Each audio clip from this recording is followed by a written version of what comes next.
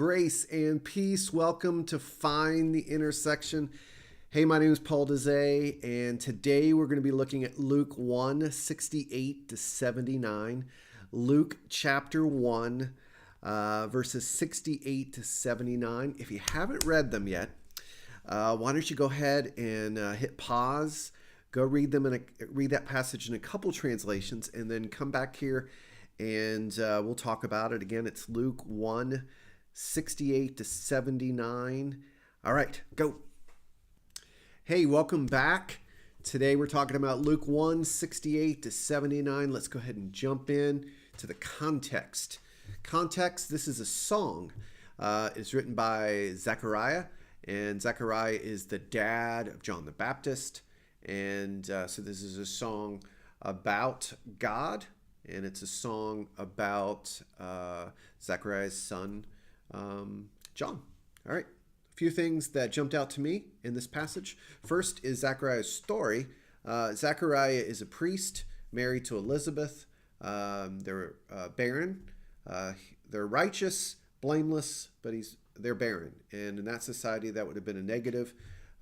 Most people thought that was because of a sin. But in this case, their story was a part of God's plan. And so Zechariah is a priest. He's in the temple, appearance of an angel. The angel said, hey, John, you're going to be the dad of someone who is going to prepare the way. And Zechariah is like, well, how do I know this is going to happen? And it turns out that Zechariah was mute. And so he was mute for 9 months. And then when Elizabeth had the baby, Zechariah wrote down on a tablet that the baby's name was not going to be Zechariah, which would be tradition. The name was going to be John, which means God's gift, or God is gracious. And then he was able to speak. So people wondered about this baby that was born under these circumstances. So Zechariah and Elizabeth's story is a part of the story of God, that they are characters. Zechariah is like a prophet, and in this song, he's predicting that his son, is going to be part of this story of the Savior. So that's Zechariah. Pretty cool story. I like this song that speaks to what God's up to. And really what the first part of the song is about salvation, the Savior that was going to come. And it's interesting that it says in the song that the Savior is going to defeat the enemies. In this case, would have been Rome. And as we know, Jesus didn't come to be a conquering hero, a conquering Savior, but he did come to defeat the power of the enemy, which would have been death. And so because of the resurrection, the people didn't have to be afraid. And if you take a look at John the Baptist, he ended up being martyred for his faith. But he followed in obedience the plan of God. And so truly salvation is freedom from the fear of death because of the forgiveness of sins and the resurrection of Jesus. That's very interesting.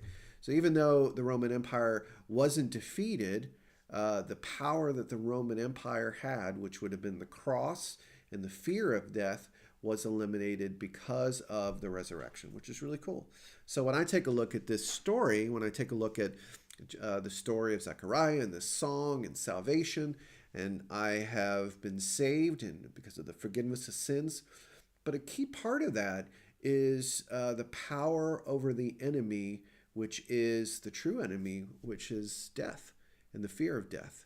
And I've been set free from that fear so that I'm able to live obedient life like John the Baptist to do the will of the Lord.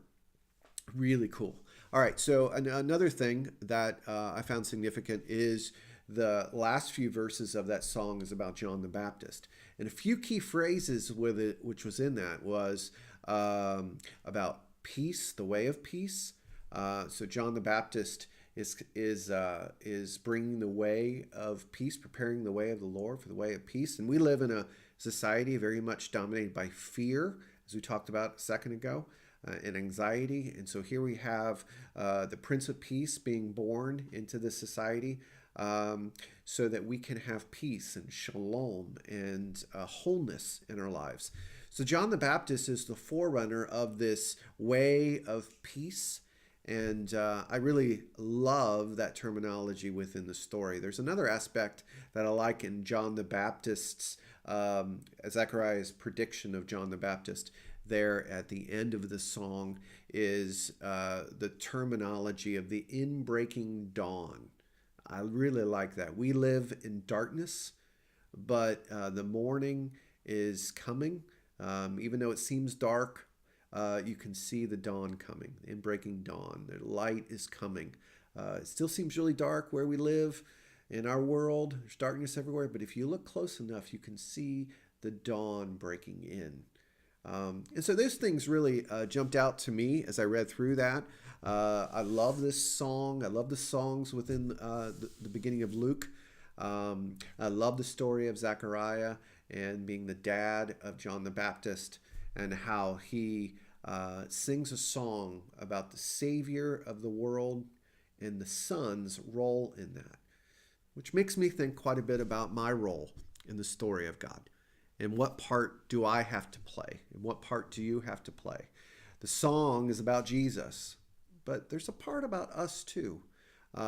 We find our meaning, we find our identity in relationship to Jesus, just like John the Baptist found his identity in relationship to his cousin, Jesus. Very cool stuff. There's a lot more in this song. We can go much deeper. And I'm sure God brought some things to light in you when you were reading through this song. So in the comments, tell us what God spoke to you in Luke 1, 68 to 79. Tomorrow we'll be back, and we'll be talking about the intersection. So I hope you are enjoying this experiment this week, and I really would love some feedback, whether you're finding these videos helpful on your journey as we find the intersection and we are transformed in our formation as followers of Jesus.